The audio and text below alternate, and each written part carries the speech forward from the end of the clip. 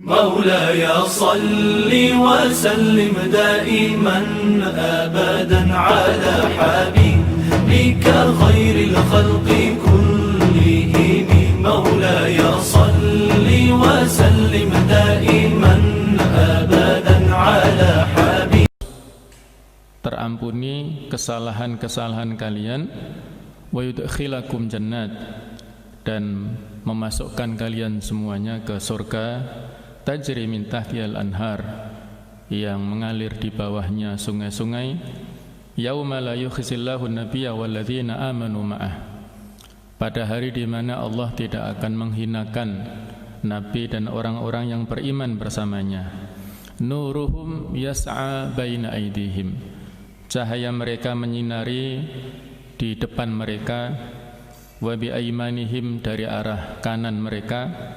Yaquluna rabbana atmim lana nurana, mereka berdoa berkata, ya Allah, sempurnakanlah kami untuk kami cahaya kami, waghfir lana, dan ampunilah kepada kami, innaka ala kulli syai'in qadir, sesungguhnya engkau atas segala sesuatu maha kuasa. Ma'asyiral muslimin rahimakumullah, di dalam ayat ini Allah Ta'ala memerintahkan kepada kita semuanya untuk selalu dan terus menerus bertaubat kepada Allah dengan taubat yang sesungguhnya. Hunaka farqun baina takfirudz dzunub wal maghfirah, ada perbedaan antara terhapusnya kesalahan-kesalahan dan antara al-maghfirah. Jadi ada perintah dalam ayat ini untuk kita semuanya supaya bertaubat, tapi ada juga janji dalam ayat ini, asa rabbukum ayyukaffiru ankum sayyi'atikum, mudah-mudahan Allah menghapuskan kesalahan-kesalahan kalian, ya. Ada perbedaan antara terhapusnya kesalahan-kesalahan dengan maghfirah atau ampunan yang itu kita dapatkan pada saat setelah bertaubat, ya. Ibnu Qayyim al-Jauziyah dan para ulama yang lainnya memberikan keterangan bahwa an-sayyi'at hiya saghair, yang dimaksud dengan as-sayyi'at, kesalahan-kesalahan yang dihapuskan oleh Allah Ta'ala itu adalah as-saghair, yaitu dosa-dosa kecil. Jadi dosa-dosa kecil itulah yang terhapus oleh amal-amal kebaikan yang kita lakukan. Banyak janji Allah Ta'ala kepada kita semuanya, termasuk juga Rasulnya, yang menjanjikan kepada kita untuk terhapusnya dosa-dosa kecil itu disebabkan oleh amal-amal yang soleh, amal-amal yang baik. Yang paling menonjol adalah puasa, ya. Man shoma ramadhana imanan wa ihtisaban ghufira lahu ma taqaddama min dhanbi, barang siapa yang melaksanakan puasa Ramadan dengan landasan iman serta untuk ikhlas karena Allah semata-mata, maka ghufira lahu ma taqaddama min dhanbi, dihapuskanlah dosanya yang lewat itu menjadi kafarah, dosa-dosanya itu dihapuskan oleh amal ibadah puasanya itu, ya. Begitu pula amal-amal kebaikan yang lainnya itu bisa menghapuskan sekian banyak dosa-dosa kecil. Puasa Arafah yang sudah kita lakukan tempo hari adalah yukaffiru as-sanataini, bisa menghapuskan 2 tahun kesalahan kita, baik itu tahun yang telah lewat ataupun yang tahun yang akan datang. Sedangkan puasa Asyura 10 Muharram besok ini insyaallah, ya, sebentar lagi, itu akan menghapuskan kesalahan 1 tahun yang telah lewat. Itu adalah as-sayyi'at as-saghair, kesalahan-kesalahan yang kecil. Nah, adapun kesalahan atau dosa-dosa besar ini harus kita barengi dengan bertaubat, ya, memohon ampun kepada Allah Ta'ala dengan permohonan yang sebenar-benarnya.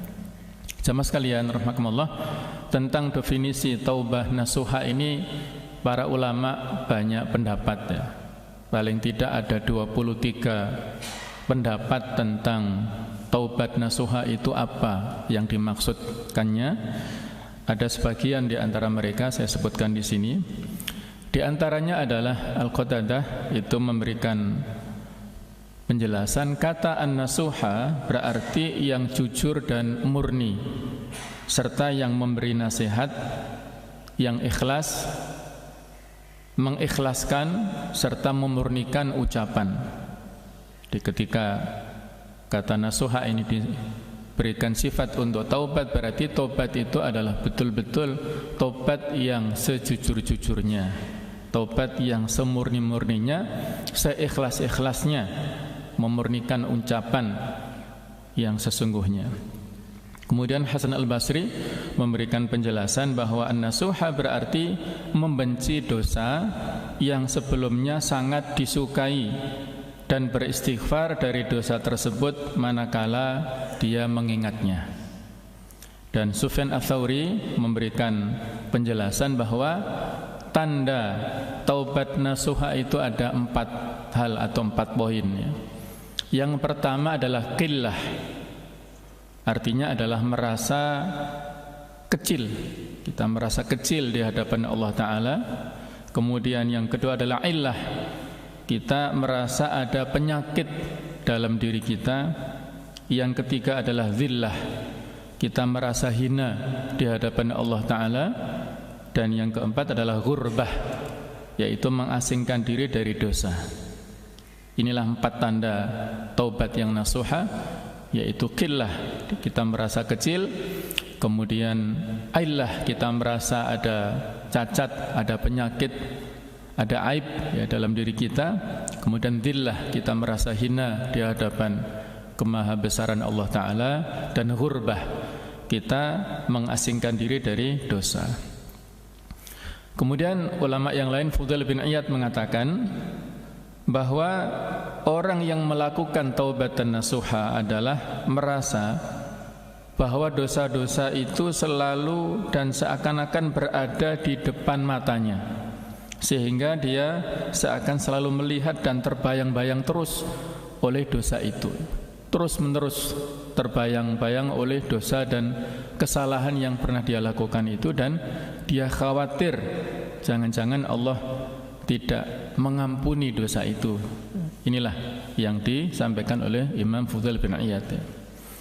Jamaah sekalian rahimakumullah, sehingga terkadang dosa akan bermanfaat bagi seorang hamba, yakni jika dia barengi dengan taubat. Sehingga ada sebagian ulama salaf yang mengatakan bahwa terkadang seorang hamba yang melakukan dosa, tapi dosa itu menyebabkan dia masuk ke surga. Kebalikannya, kadang-kadang ada seorang hamba yang lain yang melakukan amal ketaatan, tapi justru amal ketaatan itu yang memasukkan dia ke neraka. Kenapa bisa demikian? Karena orang yang melakukan dosa dan kesalahan ya, kemudian dia bertaubat dengan sesungguhnya itu, dia merasa dosanya sekian banyak, kesalahan sekian banyak, dia merasa khawatir sekali Allah tidak mengampuni dosa itu, sehingga dia terus berusaha untuk melakukan amal-amal baik karena merasa dosanya masih menumpuk, masih banyak ya. Jadi dengan melakukan taubat yang sesungguhnya itulah akhirnya akibat dari dosa yang banyak dia bertaubat, dan dengan kesalahan yang dia bertaubat darinya itulah menyebabkan dia istiqomah dalam kebaikan dan akhirnya dia masuk ke surga. Kebalikannya, orang yang melakukan ketaatan ketika dia barengi dengan ujub, hurur, penyakit sombong, bangga diri, meremehkan orang lain dan lain sebagainya, itu dia merasa aman. Saya sudah banyak melakukan ketaatan, sudah aman, tilawah Al-Quran sudah tiap hari sekian juz, qiyamul lail sudah setiap malam misalnya, sholat jamaah setiap waktu. Terus dia merasa terbayang-bayangi oleh amal kebaikan yang sekian banyak, sehingga dia merasa aman. Padahal amal-amal kebaikannya dibarengi dengan pembatal-pembatalnya tadi. Ada penyakit-penyakit riya, ujub, hurur, sombong dan sebagainya. Itulah Sehingga justru ketaatannya itu menjadikan dia tertipu dengan dirinya sendiri, akhirnya menyebabkan dia masuk ke neraka. Na'udzubillah min dzalik. Maka inilah jemaah sekalian, kita yang sebagai seorang manusia pasti melakukan banyak dosa kesalahan, tidak boleh berputus asa. Allah Ta'ala memberikan motivasi kepada kita di surat Az-Zumar ayat 53, Qul ya ibadiyalladzina asrafu ala anfusihim la taqnatu min rahmatillah. Wahai hamba-hamba Allah yang penuh dengan dosa, yang mendolimi dirinya sendiri, janganlah kalian berputus asa dari rahmat Allah Ta'ala. Innallaha yaghfiru dzunuba jami'a. Sesungguhnya Allah mengampuni dosa semuanya. Innahu huwal ghafurur rahim. Sesungguhnya Allah dialah yang Maha Pengampun lagi Maha Penyayang. Juga surat Al-Furqan ayat 70, Allah berfirman, illa man taba wa amana wa amila amalan shalihan faulaika yubaddilullahu sayyi'atihim hasanat wa kana Allahu ghafurur rahim. Kecuali orang yang bertaubat, yang beriman dan dia melakukan amal yang soleh, faulaika yubaddilullahu sayyi'atihim hasanat, maka mereka itulah yang Allah gantikan kesalahan-kesalahan mereka itu dengan amal-amal yang baik. Kesalahannya dihapuskan, diganti dengan amal-amal yang soleh, kebaikan-kebaikan. Wa kana Allahu ghafurur rahim, dan adalah Allah Maha Pengampun lagi Maha Penyayang. Ada sebuah hadis sahih riwayat Muslim yang menyebutkan bahwa disampaikan oleh riwayat Abu Hurairah, Rasulullah SAW menyampaikan yang artinya bahwa ketika Allah Subhanahu wa Ta'ala menciptakan makhluk, maka Allah menuliskan di kitab yang berada di arasy-Nya sebuah kalimat yang memberi motivasi kepada kita semuanya, inna rahmati taghlibu ghadabi. Sesungguhnya rahmatku, rahmat Allah maksudnya, itu mengalahkan murkaku. Atau riwayat lain mengatakan inna rahmati sabaqat ghadabi. Sesungguhnya rahmatku, rahmat Allah itu mendahului murkaku. Rahmat Allah itu sangat luas. Ada hadis Muslim yang lainnya menyebutkan bahwa rahmat atau kasih sayang Allah Ta'ala ini sejumlah 100. Kemudian dari 100 rahmat itu diturunkan di dunia 1 saja, yang dengan 1 rahmat itulah manusia, jin, binatang ternak melakukan kasih sayang di antara mereka. Dan binatang buas sampai bisa menyayangi anaknya itu dari kebarokahan 1 rahmat Allah Ta'ala yang diturunkan di dunia. 99 rahmat yang lain itu nanti diturunkan di yaumul qiyamah, di hari akhirat nanti, yang dengan 99 rahmat Allah itulah manusia dan makhluk saat itu mengasihi, menyayangi antara satu dengan yang lainnya.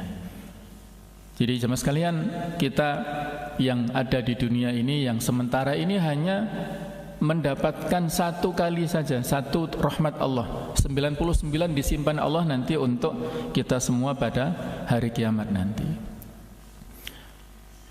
Ada sebuah riwayat lain yang sahih ya, yang barangkali jangan sampai kita memaknai atau salah faham terhadap riwayat ini ya. Riwayat yang sahih, riwayat Muslim, disebutkan bahwa Rasulullah SAW menceritakan kepada kita semuanya ada seorang yang banyak dosa kesalahannya di dunia. Dia banyak dosa dan kesalahannya dan tidak melakukan amal-amal soleh sedikit pun. Hartanya banyak, tapi tidak digunakan untuk kebaikan. Akhirnya sebelum meninggal, orang ini memberi wasiat kepada keluarganya, nanti kalau saya setelah meninggal dunia, bakarlah mayat saya sampai menjadi abu, hancur ya, sampai menjadi abu, dan buanglah abu ini di tengah lautan, diterpa oleh angin dan jatuh ke lautan supaya hilang, tidak berbekas. Maka pesan orang ini dilakukan oleh anggota keluarganya. Setelah orang ini meninggal, dibakar mayatnya dan hancur menjadi debu, dilemparkan ke lautan sana. Maka Allah Ta'ala berfirman kepada bumi, wahai bumi, laksanakanlah tugasmu. Maka bumi mengembalikan jasad orang ini utuh seperti semula. Dan setelah itu Allah bertanya, wahai hambaku, kenapa kamu sampai memberi wasiat seperti itu kepada keluargamu? Maka orang ini mengatakan, ya Allah, sesungguhnya aku melakukan itu karena takut terhadap azab-Mu ya Allah. Aku takut, khauf yang demikian kuat, ya, ketakutan yang sangat kuat kepada azab-Mu, kepadamu ya Allah. Maka Allah Ta'ala dalam hal ini memberikan ampunan kepada orang ini, dan akhirnya dia tidak masuk ke neraka, dimasukkan ke surganya. Jamaah sekalian, ini sekali lagi jangan sampai salah paham. Ini hadis yang sahih ya, hadis riwayat Muslim. Jangan sampai kita salah paham, oh kalau begitu kita nggak perlu beramal saja ya, sudah ampunan Allah maha luas. Tidak begitu ya, tapi ini dalam posisi adalah rojak, posisi optimisme. Sebanyak apapun dosa yang kita lakukan harus optimis. Allah maha pengampun, maha penyayang kepada kita semua tadi ya. Allah mendahulukan rahmatnya di atas murkanya untuk kita semuanya. Optimis sebanyak apapun kesalahan yang kita lakukan, ketika kita bertaubat dengan sungguh-sungguh, maka ada peluang ampunan untuk kita semuanya ya. Janganlah putus asa. La taqnatu min rahmatillah. Jangan putus asa kita dari rahmat Allah. Di ayat tadi juga diceritakan bahwasanya orang yang bertaubat itulah nanti akan mendapatkan cahaya menyinari sebelah depan dan sebelah kanan, yang dengan cahaya itulah orang mukmin ini dituntun di atas sirat. Dia berjalan di atas sirat, di atas jembatan, sampai Rabbana atmim lana nurona tadi. Ya Allah, sempurnakanlah untuk kami cahaya kami, sampai dia dibimbing masuk ke surganya Allah Subhanahu wa taala. Itulah keberkahan untuk orang-orang yang bertaubat pada saat di dunia dari segala macam kesalahan. Dalam kitab ini disampaikan bahwa wa'lam anna taubata la takunu nasuhan illa an yuhkimal abdu asyra taubatin min kulli dhanbin. Ketahuilah bahwa taubat itu tidak dinamakan taubat yang nasuha kecuali apabila seorang hamba ini betul-betul berazam mengokohkan dirinya pada setiap satu kesalahan itu dengan asyara taubat, dengan 10 jenis taubat. Jadi satu kesalahan itu harus dibarengi dengan 10 jenis taubat. Apa saja itu? Yang pertama, tarkul audi ila fi'li dzambi. Artinya meninggalkan kembali dari melakukan dosa. Maksudnya dia tidak kembali sama sekali ya dari dosa yang dia lakukan. Yang kedua, tsumma yatubu minal qaul bihi. Konsekuensi taubat nasuha yang kedua adalah dia bertaubat dari mengatakannya, mengatakan dosa itu, mengatakan kesalahan itu. Yang ketiga, tsumma yatubu minal ijtima' ma'a sababi dzambi. Dia bertaubat menyesali dan tidak mau melakukan sesuatu yang menjadi sebab terlaksananya dosa. Segala wasilah, sebab yang mengantarkan dia kepada dosa sudah ditutup dengan semaksimal mungkin oleh orang ini. Yang keempat, tsumma at-tauba minas sa'yi fi mithlihi. Kemudian dia bertaubat dari upaya taubat yang seperti itu. Kalau itu adalah terkait dengan masalah ya segala jenis lah ya, kesalahan dan dosa yang kita lakukan, maka jangan melakukan yang mirip dengan itu. Mungkin objeknya kepada orang lain misalnya. Kemudian yang kelima adalah tsumma at-taubah minan nadhar ilaihi. Dia bertaubat dari melihat kesalahannya tersebut. Kemudian yang keenam adalah at-taubatu minal istima' ilal qailina bihi. Bertaubat dari mendengarkan kepada orang-orang yang membicarakannya. Membicarakan atau mendengarkan pembicaraan orang lain saja tidak mau dia. Kemudian yang ketujuh adalah tsumma at-taubah minal himmah bihi. bertaubat dari punya keinginan hati ataupun azam ataupun niat untuk melakukan dosa itu, dia bertaubat dari itu. Kemudian yang ke-8 adalah at-taubatu minat taksir fi haqqi taubah, dia bertaubat dari kekurangan dalam hal memenuhi hak-haknya taubat. Yang ke-9 adalah la yakunu arada illa wajhallahi khalisan, dia bertaubatnya itu betul-betul ikhlas karena Allah, bukan karena manusia, bukan karena makhluk, semuanya adalah karena Allah Ta'ala. Dan yang ke-10 adalah dia tenang, tentram, nyaman dalam bertaubatnya itu, tidak merasa terpaksa sama sekali ya. Dia ikhlaskan semuanya dan dia tenang dalam bertaubat kepada Allah Ta'ala ya. Jamaah sekalian rahimakumullah, Imam Abu Hamid Al-Ghazali rahimahullah mengatakan, wa ammal khuruj 'anidz dzunub wa takhallus minha, adapun keluar dari kesalahan-kesalahan dan membebaskan diri darinya, fa'alam anna dzunub fil jumlati thalathatu aqsam, ketahuilah bahwa dosa-dosa itu secara global ada 3 macam atau 3 bagian. Ahaduha, yang pertama adalah tarku wajibatillah subhanahu wa ta'ala, meninggalkan kewajiban-kewajiban yang harus kita tunaikan kepada Allah. Jadi dosa yang jenis pertama adalah seseorang meninggalkan perintah-perintah Allah, apakah berupa sholat ataukah puasa, zakat dan lain sebagainya ya.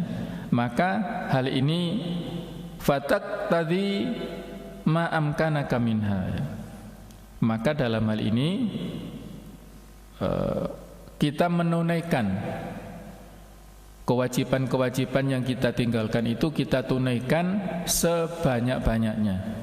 Kita merasa salah dan kita memohon ampun, maka kita menunaikan kewajiban-kewajiban yang kita sebelumnya tinggalkan itu. Yang kedua, dzunub bainaka wa bainallahi subhanahu wa ta'ala, dosa yang kita lakukan antara kita dengan Allah Ta'ala, ya terutama adalah dosa syirik ya, yang terbesar, atau misalnya adalah syurbul khamar, kita meminum khamar dan yang lain-lainnya, memakan riba. Maka kita bertaubat, menyesali segala macam kesalahan itu dan mengazamkan diri kita, menguatkan diri kita untuk tidak mengulanginya selama-lamanya.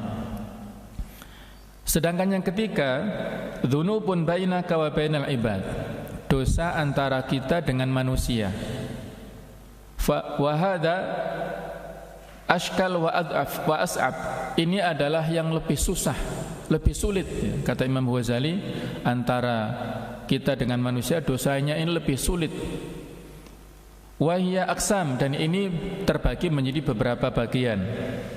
Qad takunu fil mal, boleh jadi tentang masalah harta. Wa fil nafas, boleh jadi karena dalam persoalan nyawa. Wa fil irad, dalam hal kehormatan. Wa fil hurmah, yaitu dalam hal kedzaliman sesuatu yang kita ambil misalnya. Wa fitin, atau bisa juga dalam urusan agama.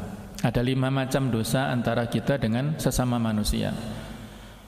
Kata beliau, fama kana fil mal fayajibu 'alaika an taruddahu 'alaihi in amkanaka. Kalau urusan harta, maka wajib engkau mengembalikan kepada orang itu semampumu. Fa in ajista an dzalik li udmin wa fakrin fatastahilla minhu. Kalau kita enggak mampu mengembalikannya karena kita sudah pailit, kita sudah fakir misalnya, tidak bisa mengembalikan, maka tastahilla minhu, kita minta dihalalkan dari orang itu atas kesalahan kita ya. Fa in ajasta an dzalik li ghaibati rajul aw mautihi, kalau kita enggak mungkin bertemu dengan orang itu karena jarak yang jauh atau mungkin dia sudah meninggal dunia, wa amkana atasadduq anhu faf'al, dan memungkinkan kita untuk sedekah atas nama orang itu, maka kerjakanlah. Berapa yang kita hutang, Kita nggak mungkin ketemu, nggak mungkin transfer, nggak bisa menghubungi, atau mungkin dia sudah meninggal, maka kita punya utang berapa, kita sodakohkan atas nama orang itu. Faf'al, maka kerjakanlah itu. Wa illam yumkin fa'alaika bitaktsiri hasanatik. Kalau itu tidak memungkinkan untuk sodakoh, kita juga nggak punya uang misalnya, maka kita harus memperbanyak amal-amal kebaikan. Warju ilallah bitadarru', dan kita bertaubat kepada Allah dengan sesungguhnya, mudah-mudahan Allah memberikan ridho, menjadikan orang itu ridho kepada kita nanti pada hari kiamat, sehingga tidak menuntut kepada kita kebaikan-kebaikan kita itu. Itu kita lakukan sebanyak-banyaknya, tahapan-tahapannya begitu ya. Wa amma ma kana fin nafsi fatumakkinuka atau fatumkinuka minal qisas. Maka kalau itu kaitannya dengan jiwa, kita pernah misalnya ya ada orang yang pernah membunuh, maka dia harus minta supaya ya minta maaf, minta dihalalkan. Kalau tidak ya dia harus diqisas ya, kalau itu adalah kaitannya dalam hukum Islam ya. Minta dihalalkan, direlakan oleh walinya supaya diikhlaskan, tidak menuntut qisas kepada kita. Kalau itu tidak memungkinkan, maka yang kita lakukan adalah melakukan sebanyak-banyaknya kebaikan supaya Allah menjadikan ridha dan tidak menjadikan orang itu nuntut kepada kita nanti pada hari kiamat. Wa amma fil irdi, kalau itu kaitannya dengan kehormatan, misalnya kita ghibah, ngerasani, membicarakan kekurangannya, atau kita fitnah sehingga menjadikan orang itu tercemar nama baiknya, maka dalam hal ini kita harus merevisi atau memberikan berita yang sebenar-benarnya. Kalau kita pernah memfitnah, berarti kita revisi berita tersebut tidak benar. Siapa orang yang pernah kita kasih berita itu? Inilah beratnya kalau kita era media sosial saat ini ya. Dengan tanpa seleksi kita menyebarkan berita-berita yang bohong, berita hoak itu misalnya. Maka kalau kita tahu bahwa itu adalah betul berita bohong, maka kita harus merevisi ulang. Siapa yang sudah pernah kita kirimi berita itu, kita sampaikan ini tidak benar ya, semampu kita. Nah, supaya kita terampuni oleh Allah Ta'ala dosa kesalahan kita itu. Nah, kalau kaitannya dengan al-hurmah, al-hurmah ini lebih berat daripada kehormatan ya. Kita pernah mendoliminya terkait dengan masalah kedoliman fisik atau kedoliman yang terkait dengan masalah menuduh berzina misalnya ya, qadhaf. Maka dalam hal ini kita harus betul-betul minta maaf dan juga merevisi berita bohong ataupun kehormatan yang pernah kita nodai kepada orang itu ya. Ini para ulama ada beda pendapat ya. Kalau jumhur mengatakan secara eksplisit seorang yang memohon maaf itu secara eksplisit menyampaikan kesalahannya.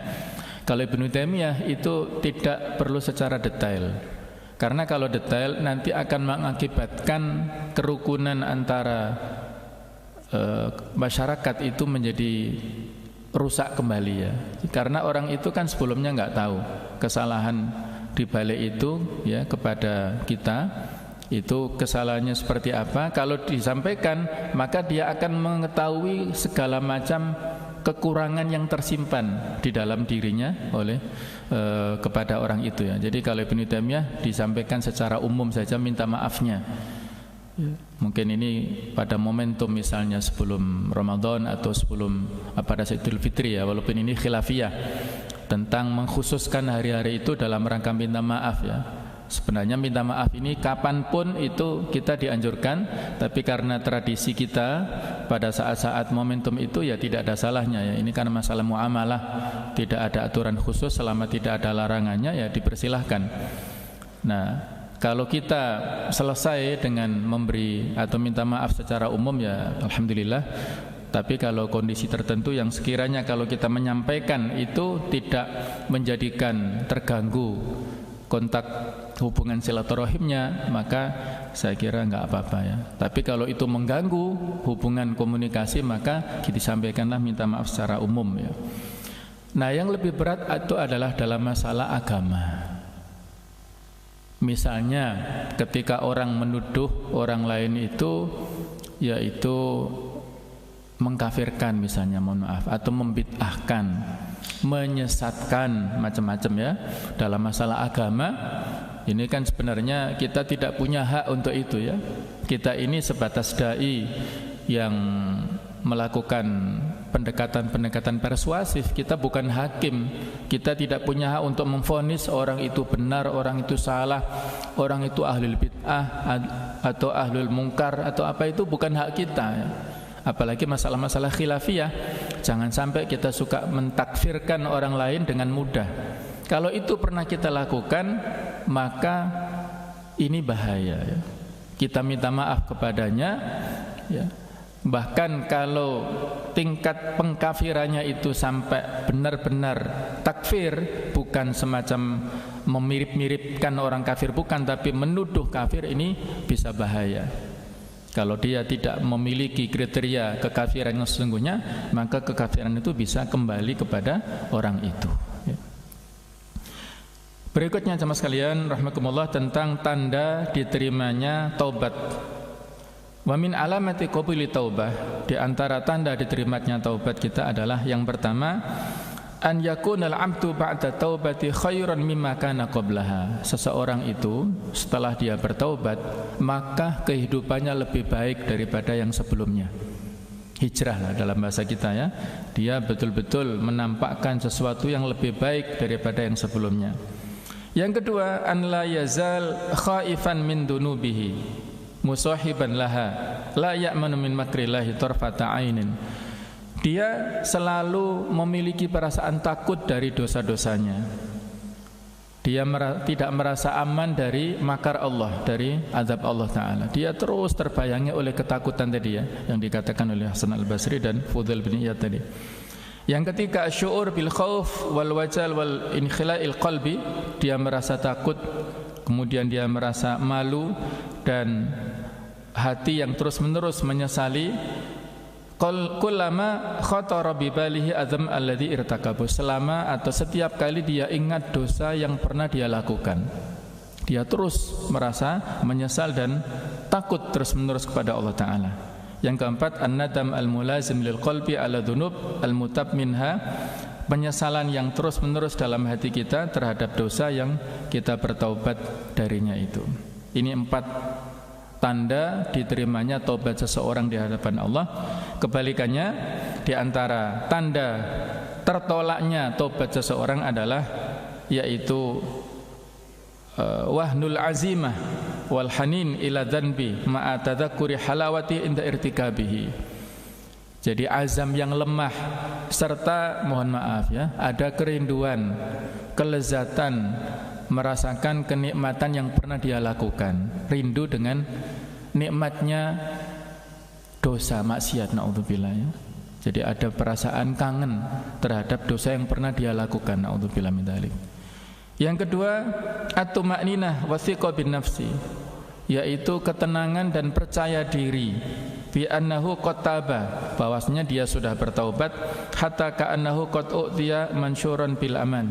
Jadi dia merasa aman tadi, seolah-olah sudah terampuni dosa-dosanya, sudah merasa aman, merasa tenang, sudah diampuni semua dosanya oleh Allah Ta'ala. Nah, ini juga tidak boleh ya. Yang ketiga, jumudul aini wastimrarul ghaflah wa qaswatul qalbi. Artinya adalah matanya jumud, tidak pernah menangis di hadapan Allah, terus menerus lalai, dan hatinya keras ya. Tidak pernah menangisi kesalahannya, tidak pernah melelehkan air mata dalam penyesalan, dan hatinya keras, susah. Baca Quran juga enggak pernah nangis, mendengarkan tilawatul Quran juga enggak pernah. Kemudian sholat malam juga enggak pernah nangis, doa juga enggak pernah nangis. Ini naudzubillah min dzalik ya. Ini adalah qaswatul qalbi. Yang keempat, an la yastahdits ba'da taubah a'malan sholihan. Tidak pernah melakukan upaya-upaya amal-amal yang soleh setelah dia bertaubat itu. Lam takun lahu qablal wuqu' bidzanbi. pada saat sebelumnya dia melakukan dosa ya, kemudian dia bertaubat, itu tidak diikuti dengan amal-amal yang soleh, amal-amal yang baik. Nah, inilah tanda-tanda orang tersebut tidak diterima taubatnya oleh Allah Ta'ala. Mudah-mudahan Allah Ta'ala ya menjadikan hati kita adalah hati yang lembut, hati kita yang penuh dengan penyesalan, yang mudah menangis, sensitif dalam nasihat kebenaran, yang mudah-mudahan kita selalu ya memohon kepada Allah Ta'ala dalam setiap kita sujud ya. Kalau Syekh bin Bas itu memberikan rekomendasi kepada kita di antara doa pada saat sujud ya, ada 3 doa yang perlu kita baca pada saat sujud, yaitu yang pertama adalah Allahumma rizq lana taubatan nasuha, ya Allah berikanlah rezeki kepada kami taubat yang sesungguhnya. Yang kedua adalah Allahumma rizq lana husnal khatimah, ya Allah berikanlah kepada kami husnul khatimah, akhir kehidupan yang baik.